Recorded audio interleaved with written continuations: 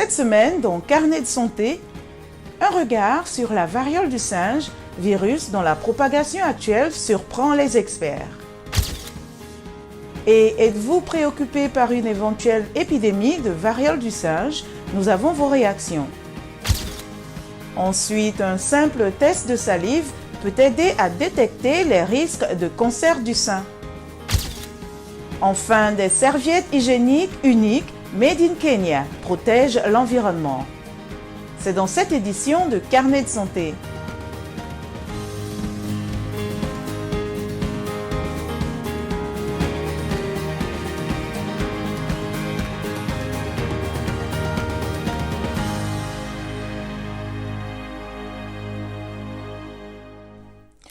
Bonjour à tous, ravi d'être avec vous pour une nouvelle édition de Carnet de santé.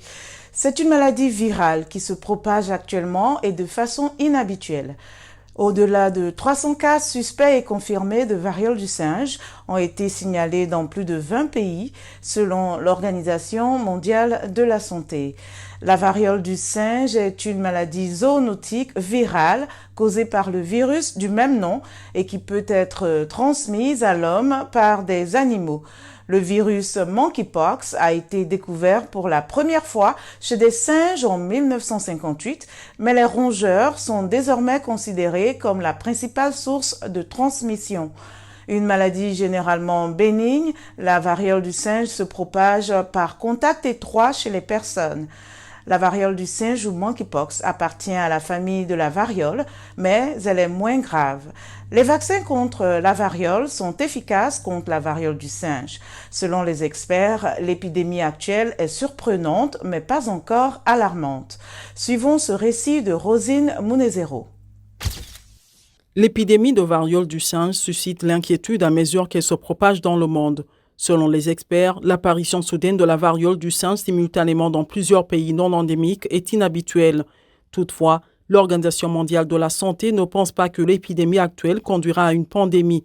Rosamund Lewis est le chef du secrétariat de la variole de l'OMS, qui fait partie du programme des urgences de l'organisation. Pour l'instant, nous ne sommes pas préoccupés par une pandémie mondiale, mais nous craignons, et ce mot devrait être défini dans le contexte d'un orthopoxvirus, que des personnes puissent contracter cette infection par le biais d'une exposition à haut risque si elles ne disposent pas des informations nécessaires pour se protéger. Et nous craignons que la population mondiale, n'étant pas immunisée contre les orthopoxvirus, depuis la fin de l'éradication de la variole, le virus puisse tenter d'exploiter une niche et de se propager plus facilement entre les personnes. Mais nous n'avons pas encore la réponse à cette question. La variole du singe est une maladie virale qui provoque de la fièvre et une éruption cutanée bosselée caractéristique. La plupart des cas de monkeypox ont été signalés en Europe au cours de l'épidémie actuelle. Les États-Unis, l'Australie et l'Argentine font partie des pays qui ont également signalé une épidémie. Les scientifiques cherchent à savoir ce qui pourrait expliquer cette recrudescence dans des pays où le virus n'est pas habituellement présent.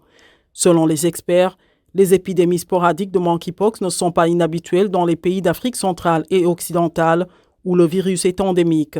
Les centres nigérians de contrôle et de prévention des maladies ont annoncé plus de 20 cas confirmés de variole du singe cette année.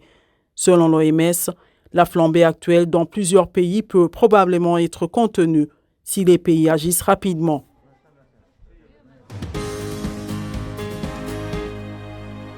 Le professeur Mouidimi Ndossi est professeur associé en soins infirmiers en rhumatologie à l'école de santé et de bien-être social de l'université de West England à Bristol.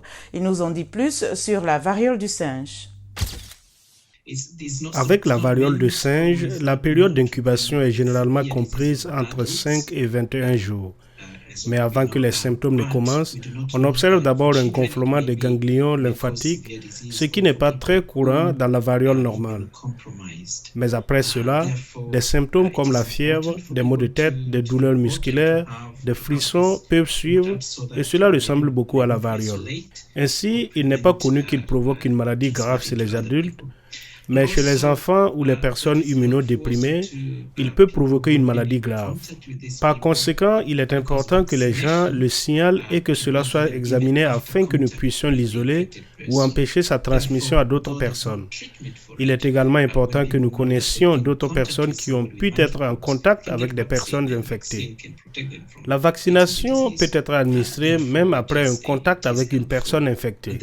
Par conséquent, bien qu'il n'y ait pas de traitement, lorsqu'on sait qu'on a été en contact avec quelqu'un qui a la variole du singe, on peut recevoir le vaccin contre la variole et ce vaccin peut empêcher une personne de contacter la maladie. C'est un vaccin contre la variole qui s'est avéré efficace à 95% contre ce virus. Je pense qu'il est important d'être vigilant plutôt que de simplement s'inquiéter et ce n'est pas un nouveau virus. Le seul problème est que c'est la première épidémie en dehors de l'Afrique, impliquant de nombreux autres pays. Il est donc important de savoir ce qui se passe. Je pense que l'essentiel est que les gens sachent comment cela se transmet, comment identifier les symptômes et comment les signaler. Nous ne savons pas grand-chose sur la source ici au Royaume-Uni. L'Agence de sécurité sanitaire du Royaume-Uni a signalé que la plupart des cas concernaient des personnes homosexuelles ou bisexuelles. Il y a une enquête pour voir où et comment cela s'est produit. Ce n'est pas une maladie sexuellement transmissible connue, mais elle se transmet par contact étroit. Nous pouvons donc dire qu'il s'agit d'une maladie sexuellement transmissible plutôt que d'une maladie qui se transmet uniquement par voie sexuelle. Et ce que nous devons savoir pour le lien entre les cas, c'est peut-être uniquement les personnes qui ont des contacts étroits avec d'autres personnes. Je pense que c'est ce qui a été à l'origine de cette épidémie actuelle, mais nous n'en connaissons pas la source. Je connais des agents de santé à Londres qui ont vu certaines des personnes infectées s'isoler à la maison maintenant et elles ont été vaccinées. Et c'est tout ce qui peut être fait en ce moment.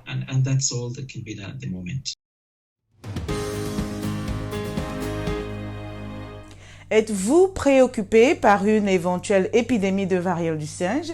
Voici vos réactions depuis Kigali, au Rwanda.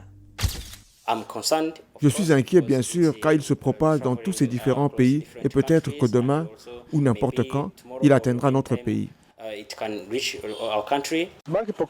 La variole du singe est une maladie qui peut se propager facilement et ça m'inquiète. Cela peut même conduire à une hospitalisation. Vous pouvez aller à l'hôpital pendant des mois quand vous avez la variole du singe. Le monde devrait chercher un remède et utiliser le vaccin contre la variole du singe. Mais je sais aussi que je n'ai pas à m'inquiéter tant que je ne suis pas contrôlée positive. Je ne veux pas être à nouveau en confinement ou encore perdre mon emploi à cause de cette maladie. Je ne vois que des Noirs. Je n'ai pas vu une personne blanche avec la variole de singe, alors qu'il y a des cas en Israël, en Espagne et dans d'autres pays. Donc je ne sais pas, je ne vois jamais la maladie sur une main blanche, je ne la vois que sur les mains des Noirs. En postant une photo d'une personne noire avec la maladie, je ne vois aucun problème, car la première fois que cette maladie a été découverte, c'était dans un des pays d'Afrique centrale et occidentale. Et vous devez poster une photo qui montre une image claire. Donc si par exemple les Blancs présentent des symptômes de la maladie et que ce n'est pas aussi clair, peut-être que les symptômes peuvent être mieux observés chez les Noirs. Je ne vois aucun problème à publier cette photo. Ils ont des gens avec la variole du singe chez eux. Et au lieu d'utiliser les photos des gens là-bas, dans leur pays, sur leur population, ils utilisent juste des photos des personnes noires. Bien que la maladie ait commencé en Afrique, ces gens essaient de la présenter comme une maladie africaine, ce qui n'est pas correct. Des chercheurs anglais ont mis sur pied un test salivaire qui permettrait d'identifier la moitié des femmes environ qui auront un cancer du sein au cours de la prochaine décennie. Il s'agit de rechercher en parallèle 143 variations présentes dans l'ADN, appelées polymorphismes, qui ont été corrélées au risque de survenue de cancer dans des recherches précédentes dans la région de Manchester. Puis, en fonction des variations retrouvées, un score évaluant le risque de survenue de cancer du sein est calculé. Grâce aux tests de salive, aux informations sur les antécédents médicaux et les mesures de densité mammaire, le risque de maladie a été prédit dans un peu moins de 50% des cas. Il reste donc encore des améliorations à faire, mais ce test pourrait se généraliser à l'avenir pour les jeunes femmes âgées de moins de 50 ans, selon les chercheurs. La plupart des serviettes hygiéniques disponibles pour les femmes et les jeunes filles africaines sont relativement chères et classées dans la catégorie des plastiques à usage unique, ce qui signifie que certaines serviettes mettent des centaines d'années à se décomposer. Pour faire face à ce problème environnemental, une entreprise kenyane dirigée par des femmes a créé une serviette biodégradable à faible coût, fabriquée à partir de déchets agricoles. C'est un reportage de Juma Majanga à Thika, au Kenya.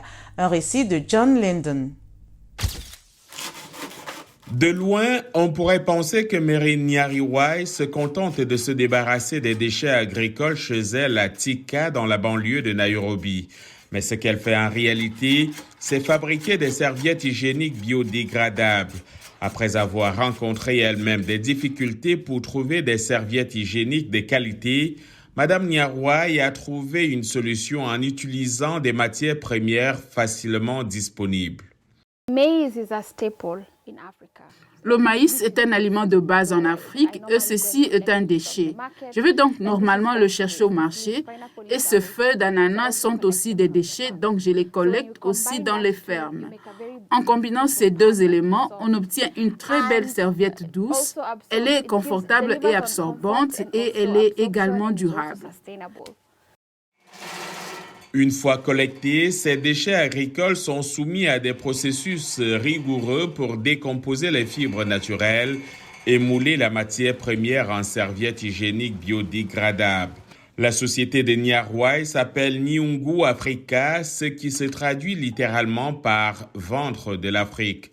Ces serviettes hygiéniques reçoivent de bons avis. La différence était assez importante. J'avais l'impression d'être assise sur des nuages car le matériau est très différent. Ces serviettes sont très douces, le pouvoir absorbant est bon. Cela devient vraiment un sauveur de vie pour vous. En 2019, un vaste tollé s'est élevé sur les médias sociaux kenyans mettant en cause la qualité de certaines serviettes hygiéniques sur le marché.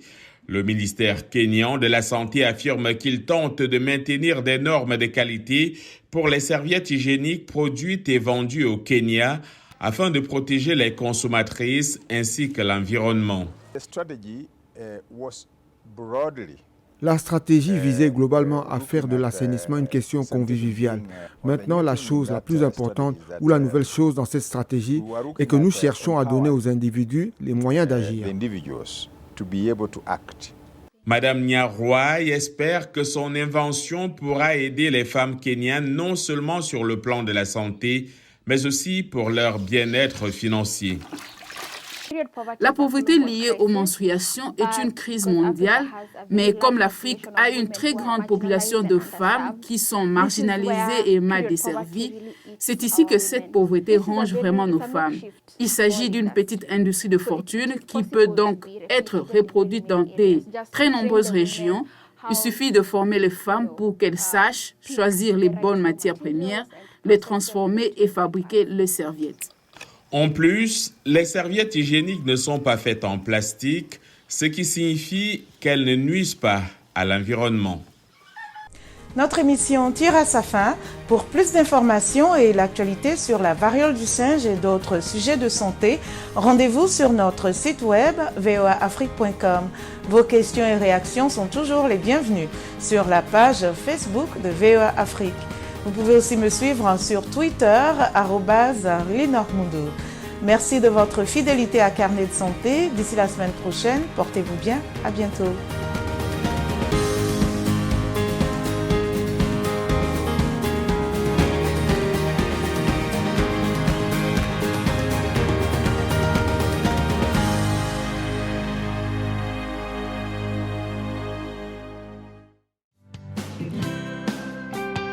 Carnet de santé est l'émission hebdomadaire qui vous veut du bien. Des chroniques, des reportages, des témoignages recueillis sur le continent et ailleurs. Chaque semaine, je vous donne rendez-vous pour une consultation avec nos experts.